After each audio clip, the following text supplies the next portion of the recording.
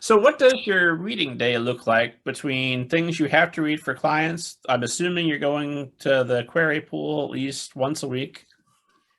Yes, I am, knock on wood. I'm really good with queries right now. I usually reply to them within like a couple days. So the first thing that I do in the morning on a weekday is I get my coffee made and then I sit down with the queries that came in the previous day. Um, and everything that's a pass, I try to pass immediately because I mean, I wouldn't want to be left hanging to get my hopes up. So I assume authors don't want to either.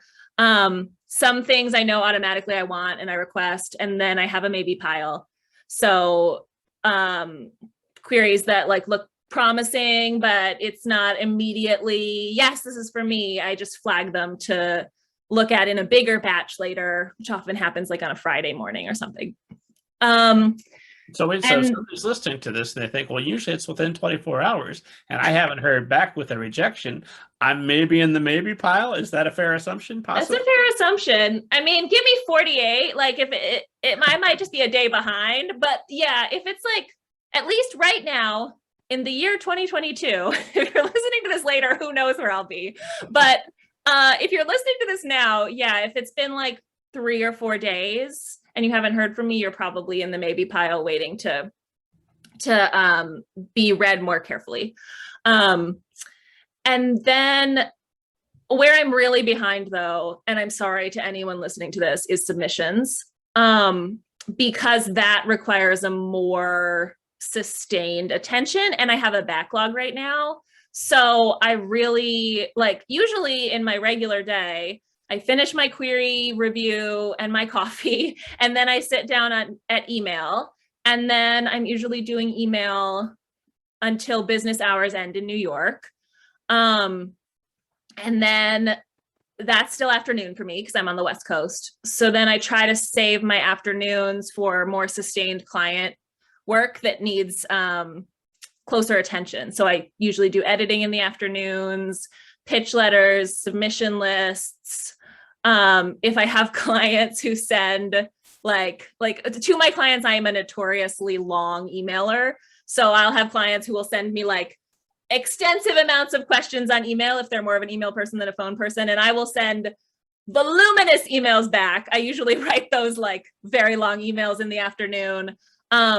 So that's also the time I would spend on submissions if I didn't have client things to do. This year, my clients have been very productive with a lot of brilliant things. So I have not been digging into that submission folder post 2 p.m., which means that I'm really backed up. I'm sorry. I'm sorry to anyone who's listening. I'm so sorry. You will hear from me. I do reply to everyone. But I'm very sympathetic with agents who are very behind on queries, because the thing about all of this is once you get in the hole, it's way harder to dig out. Like the reason I'm so on top of queries is because I do it every day. But I have in the past gotten, mostly before I got on Query Manager, which I use now instead of the email, and makes it go much faster. I have gotten behind on queries, and like once you get behind on this stuff, it's just much more daunting to dig out of the pile. Well, all those people who are in submission purgatory, shall we say, waiting, waiting for those of you listening to us, Patricia has just made a face that perhaps purgatory is too harsh a term. No, it's fair. It's totally fair. For those waiting in submissions, you will appreciate the attention to detail, the prioritizing of your clients. It's going to come first when they are your client. Yeah, absolutely. And that's really how I think about it, is that the people who I have signed, I've made a commitment to them, and I need to, I need to do a good job by my existing people before I start looking for new business, which essentially is what going through queries and submissions is. And then this is a since pandemic lifestyle choice, but since the pandemic am trying really hard not to work on weekends. I used to work on weekends and I got some submission stuff done then in the past, but now I have a pretty strict, like I sign off on Friday night and then see a Monday morning. And that is what has allowed me to read for fun. So I usually then, like, depending on what else I have going on, I usually read one book a weekend, which allows me to keep pretty well up with things that I'm not directly working on. Are you binge watching television, playing video games, other things? I'm not a video game person. I wasn't as a kid, and then I feel like it's really hard to figure out video games as an adult. You're Like, better off. It's a crippling sickness.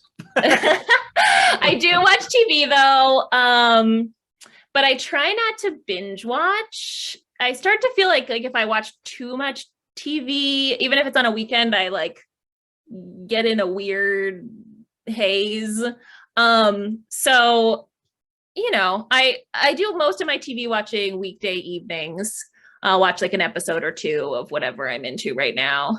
Right now I'm into The Great Pottery Throwdown, which is a lovely reality show by the makers of The Great British Bake Off, where just very nice British people make pottery.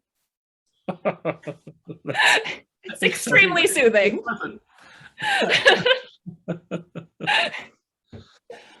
It sounds like a wonderful way just to turn your mind off and not worry about other things. And let's focus on the pottery and the importance of this competition. They're all so nice. They get such lovely feedback. When the host sees a piece of pottery he really loves, he cries, which I always love. I love it when people are just connecting to anything. So yes, Great Pottery Throwdown. Maybe that will be the one thing your listeners take from this. Well, no, we already fixed publishing. That's true. We did do that. Yeah.